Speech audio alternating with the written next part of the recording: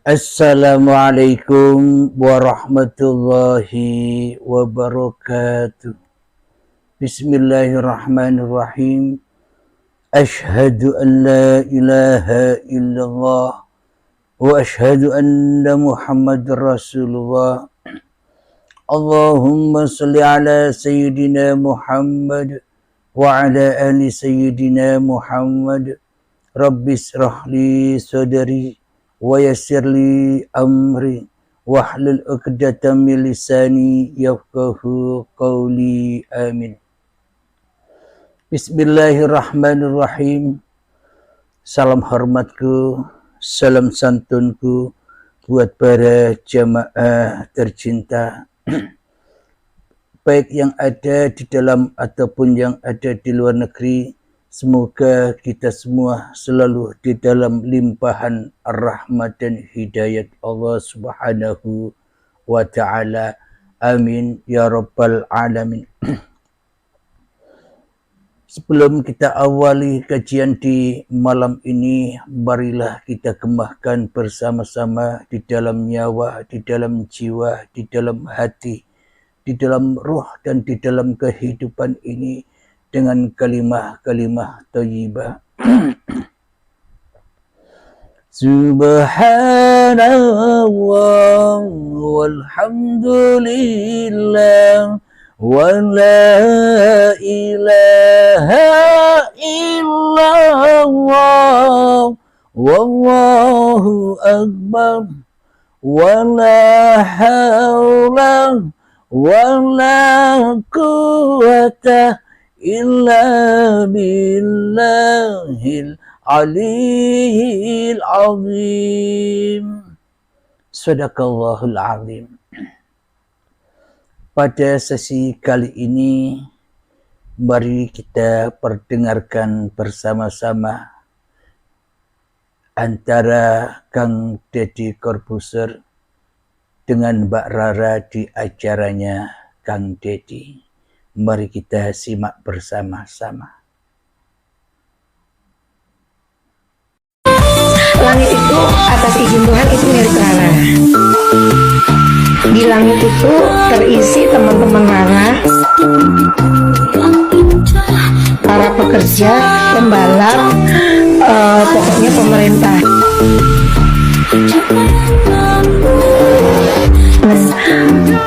Langit itu ada hasil besar.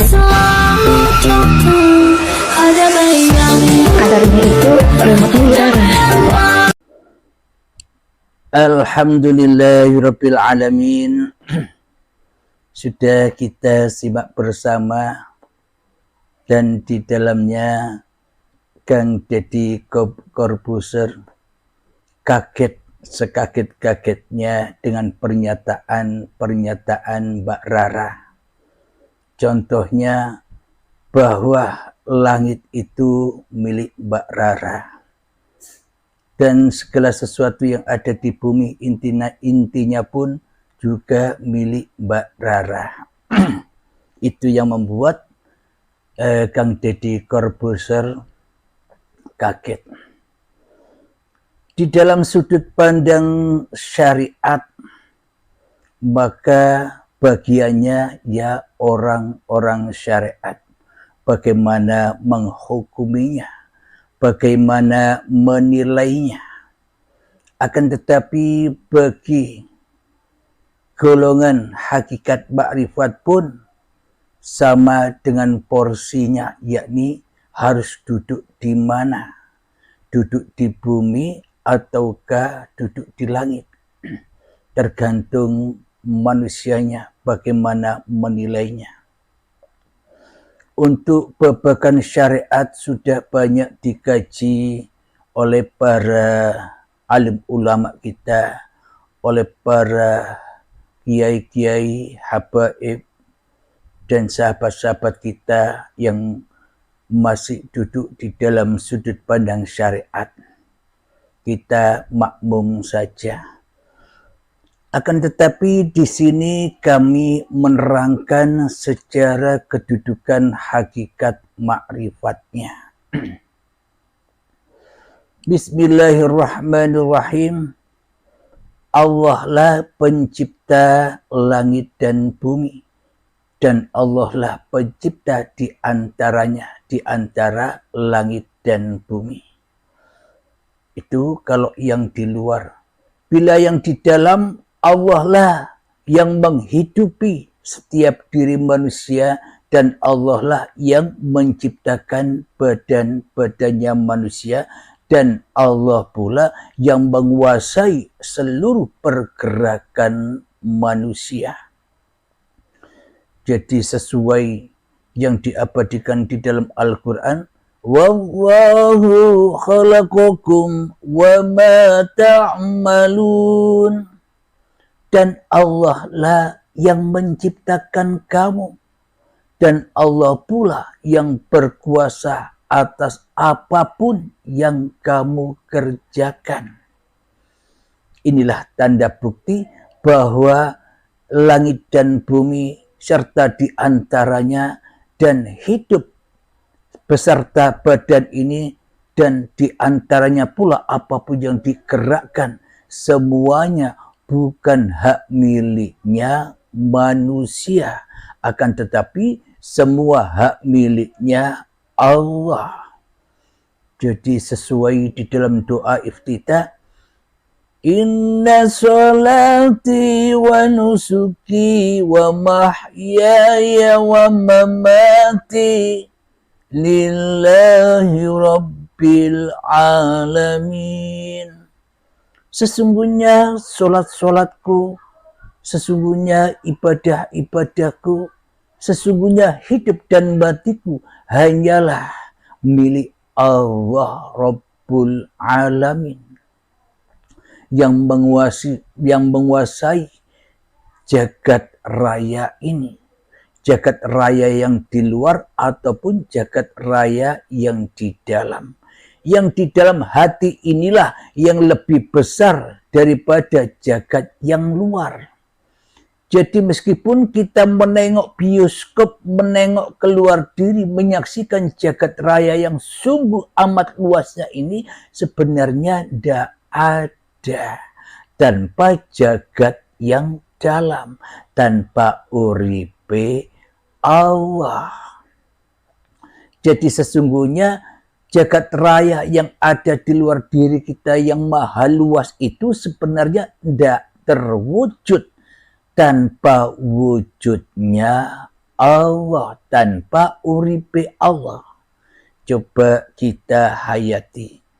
Bila kita tak wujud, bila kita tak ada, bagaimana mungkin kita bisa menyaksikan segala sesuatu, bisa menyaksikan wujud-wujudnya segala sesuatu yang kita pandang, wujudnya segala sesuatu yang kita dengar, wujudnya segala sesuatu yang kita saksikan. Bagaimana mungkin kita bisa menyaksikan apa-apa sedang diri kita tidak tahu, kepada diri kita sendiri saja tidak tahu. Tanpa Allah, tanpa uripe Allah, kepada siapa diri kita ini saja tidak tahu. Diri kita manusiakah atau hayawan? Bila di dalam hati kita yang wujud hanya Allah, itulah manusia. Akan tetapi bila di dalam hati kita yang wujud Abdul Halimnya lebih wujud daripada wujud pencipta Abdul Halimnya, berarti Abdul Halim ini hayawan. Berarti Abdul Halim ini anjing, celeng, dan sebagainya.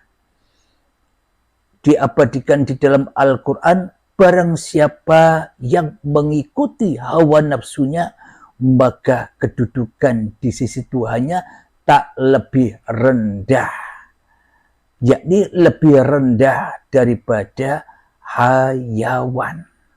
Berarti kedudukan Abdul Halim ini lebih jatuh lagi daripada hayawan. Bila yang wujud, bila yang nyata, bila yang hidup di dalam hatiku hanya Abdul Halimnya, Allahnya tidak ada, Allahnya gaib.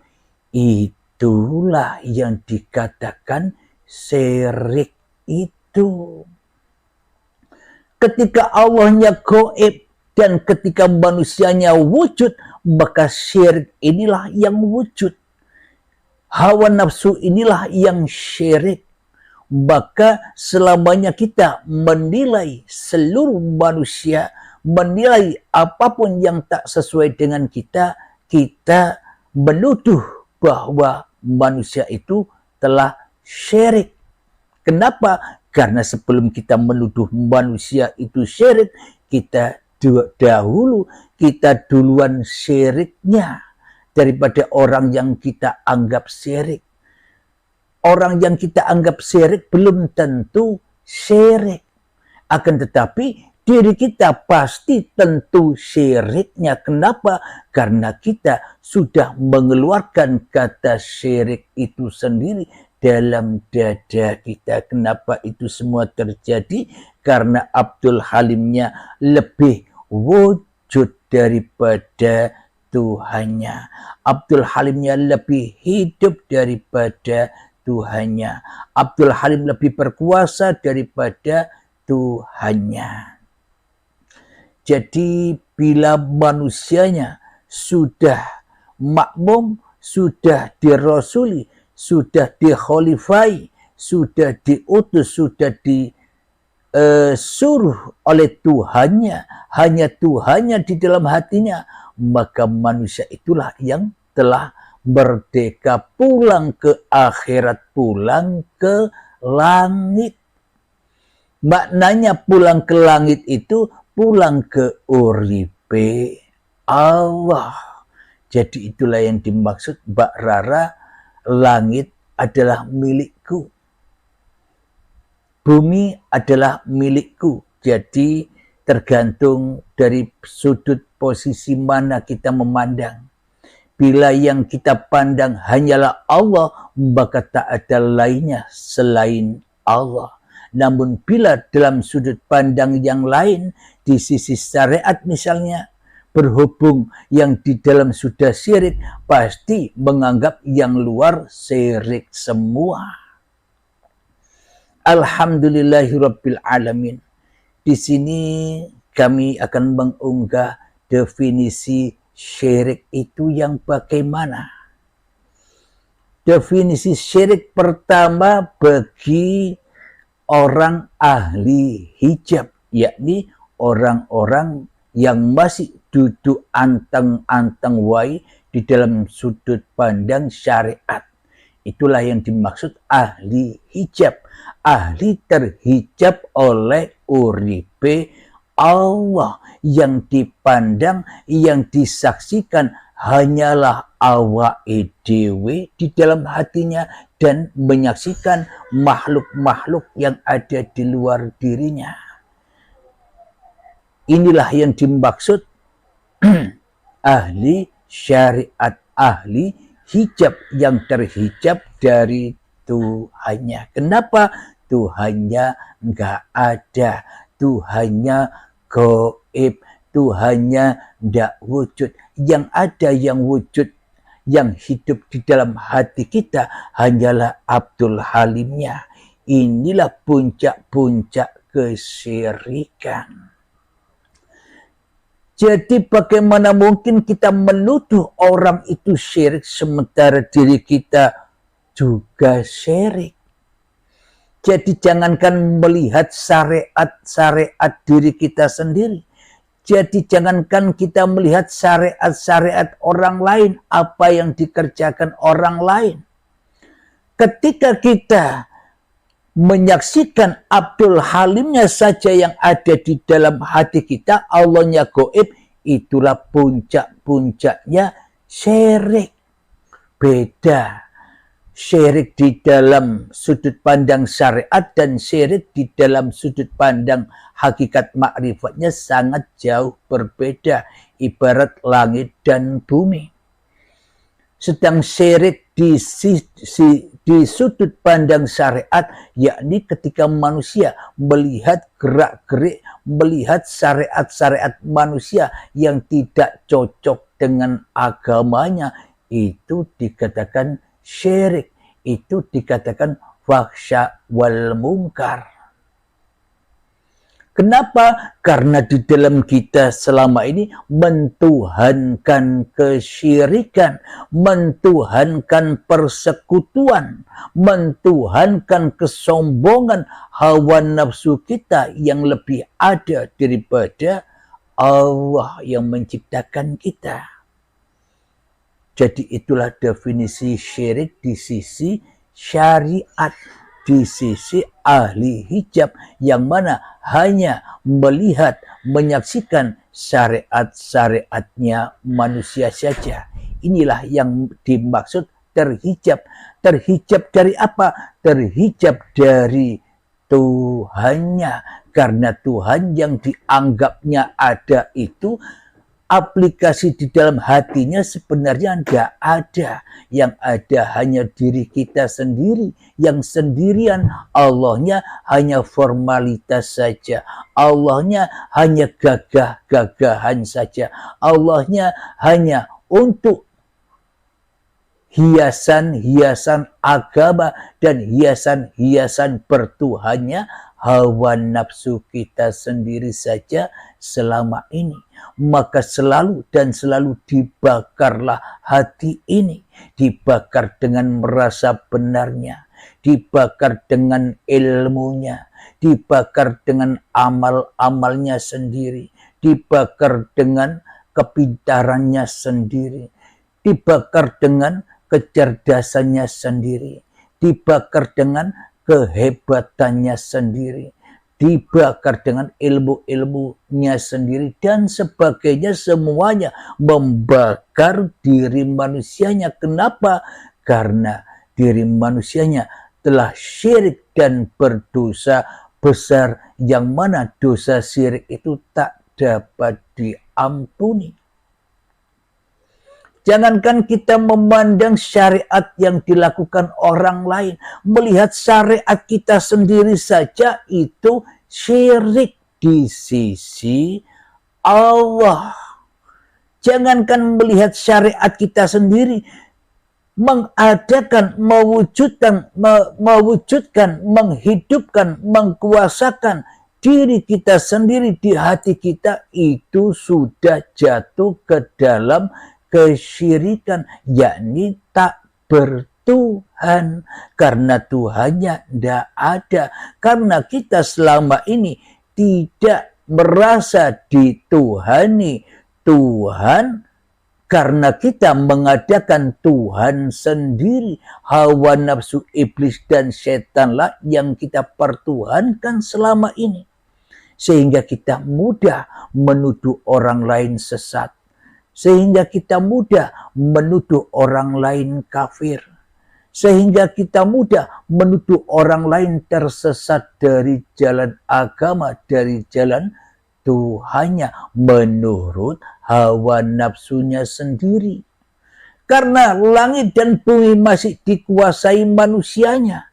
Karena hidup dan langit, karena langit dan bumi, yakni hidup dan badan ini masih diakui oleh diri manusianya. Apa bedanya kita dengan pernyataan Mbak Rara tadi yang mengaku bahwa langit itu di dalam genggamannya, di dalam kekuasaannya, langit itu hanyalah milik Mbak Rara atas kehendak Allah. Apa bedanya dengan iman dan akidah kita sendiri yang suka mensirik-sirikan orang selama ini? Kita mengaku-akui bahwa hidup ini hidupku, badan ini badanku. Apapun yang tergerak antara hidup dan badan, yakni syariat-syariat yang kita kerjakan ini syariatku.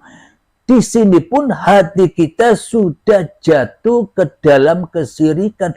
Kok ya mengolok, kok ya menghina, kok ya menjatuhkan talak kesyirikan kepada orang lain. Kenapa? Ya karena kita sudah penuh dengan kesyirikan. Akhirnya dengan mudahlah kita mensirik-sirikan orang lain. Karena di dalam dada kita penuh dengan kekafiran, sehingga dengan mudah kita mengkafir-kafirkan orang lain.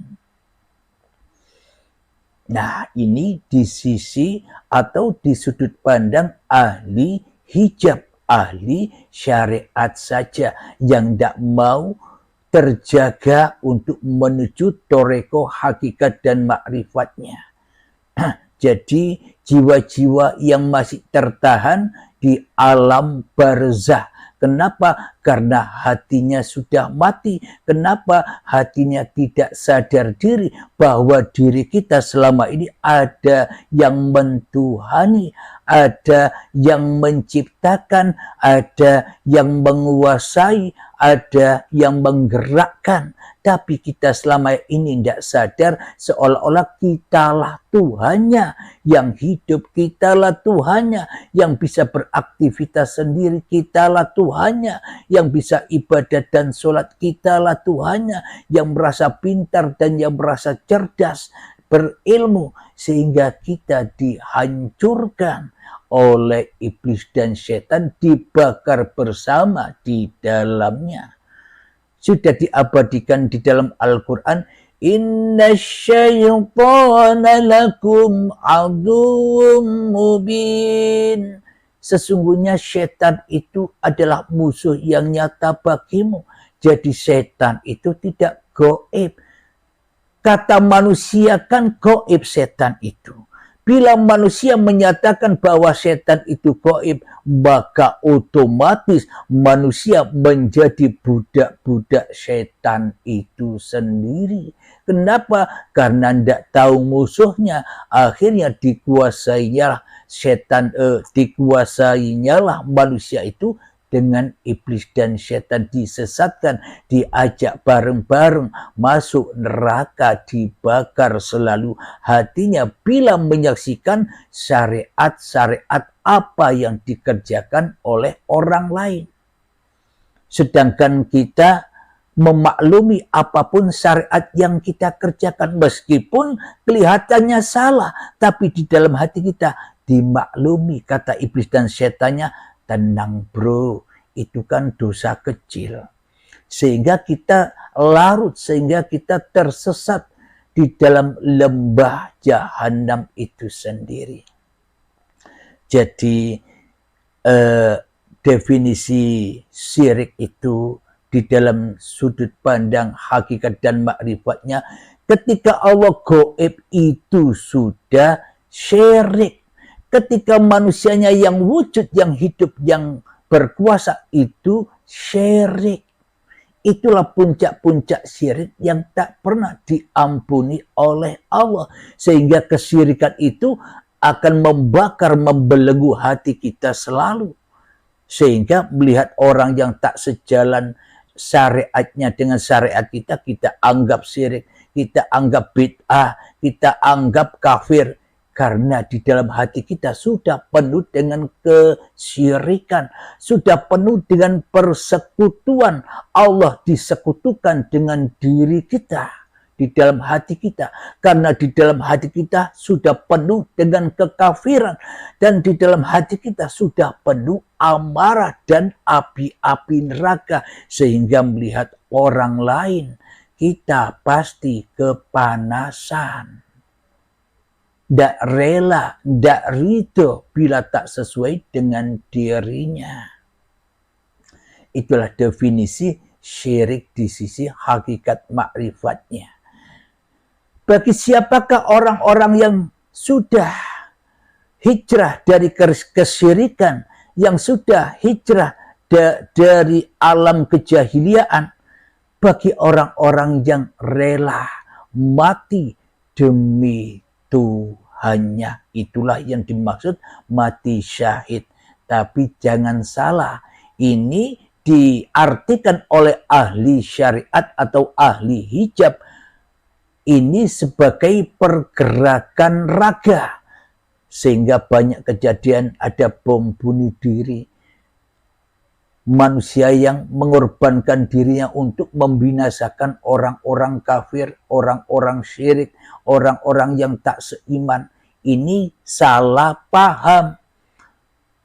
Benar pahamnya menurut iblis dan setan. Benar. Karena hanya dirinya yang wujud, Allahnya gaib. Akan tetapi di sisi Allah yang dimaksud jihad, hijrah dari alam kegelapan ke alam yang terang benderang. Hijrah menuju jalan fisabilillah itu maknanya bunuh diri, bunuhlah dirimu demi kekasihmu, demi Tuhanmu yang telah menciptakanmu. Mutu qoblal maut, matilah dirimu sebelum kau dimatikan. Itu maknanya berjihad, itu namanya hijrah dari alam yang rusak, dari alam yang fana menuju alam yang abadi, menuju alam yang terang benderang. Hijrah dari uripe manungsane, hijrah kepada uripe Allah. Bila ini dilaksanakan, maka diri kita sudah terhindar dari syirik-syirik di hati kita. Apalagi syirik yang di luar. Kita melihat apapun yang ada di luar diri kita, maka yang ada hanyalah uripe Allah. Bagi uripe Allah sudah tak ada hukum-hukum lagi. Yang ada hanyalah jaiznya Allah, karepe dewe. Jadi memang sudut pandangnya berbeda-beda sesuai golongannya. Berdirilah Anda semua di dalam golongan masing-masing maknanya, di mana Anda digolongkan oleh Allah, ikuti saja. Tapi bagi hati yang sudah terbuka, terhidayai dengan paparan uripe Allah, maka pasti ia akan hijrah dari alam fanahnya menuju alam keabadian, dari kekafiran menuju iman Islam, yakni selamatnya hatimu dari dirimu di hatimu. Maka dari itu, maka nyatalah agama yang dibawa oleh para nabi, agama yang dibawa oleh para rasul, dan agama yang dibawa oleh Kanjeng Nabi Muhammad. Apa itu?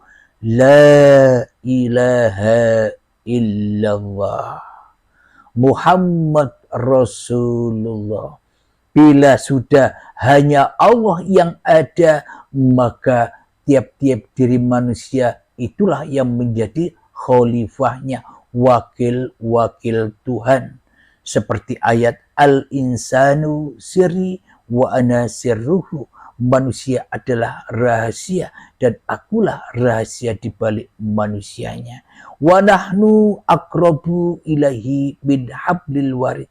Bila manusia ini belum dipotong urat nadinya, belum dipotong urat lehernya, maka ia takkan pernah bertemu dengan yang lebih dekat. Siapa dia?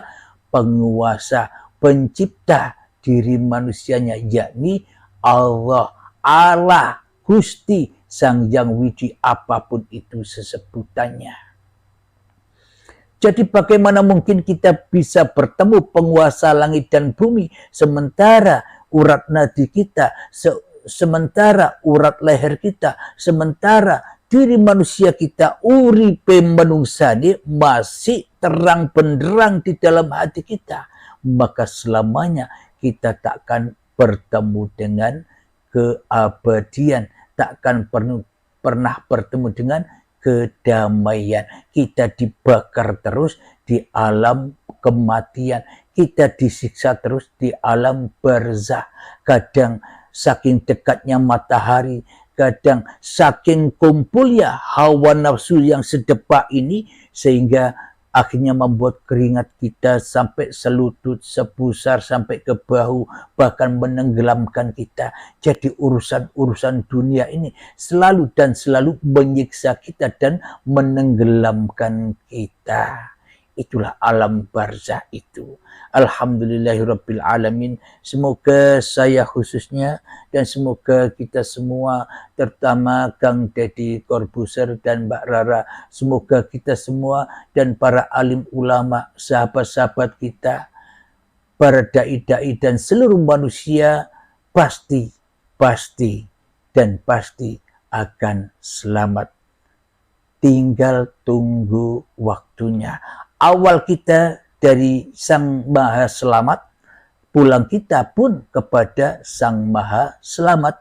Inna lillahi wa inna ilaihi roji'un. Alhamdulillahirabbil alamin. Sebelum kita akhiri kajian ini, marilah kita kembangkan selawat Dhali bin Taful Bala. Allahumma salli ala sayyidina Muhammad wa asghili zalimin bizalimin. Allahumma salli ala sayyidina Muhammad wa asghili zalimin bizalimin wa akhrijna min bainihim salimin wa ala alihi wa sahbihi ajma'in. Alhamdulillahirabbil alamin. Allahumma ya qadiyal hajat, Allahumma ya mujibad da'wat, Allahumma ya rafi'ad darajat, Allahumma ya muhillal muskilat, Allahumma ya syafiyal amrad, Allahumma ya kafiyal muhimmat, Allahumma ya dafi'al baliyat. Allahumma akhtim lana bil iman, Allahumma akhtim lana bil islam bijahi sayyidil mursalin. Rabbana atina fid dunya hasanah wa fil akhirati hasanah wa qina adzabannar. Wa sallallahu ala sayyidina Muhammad wa ala alihi wa sahbihi wa sallam. Walhamdulillahi rabbil alamin. Akhir kalam. Assalamualaikum warahmatullahi wabarakatuh.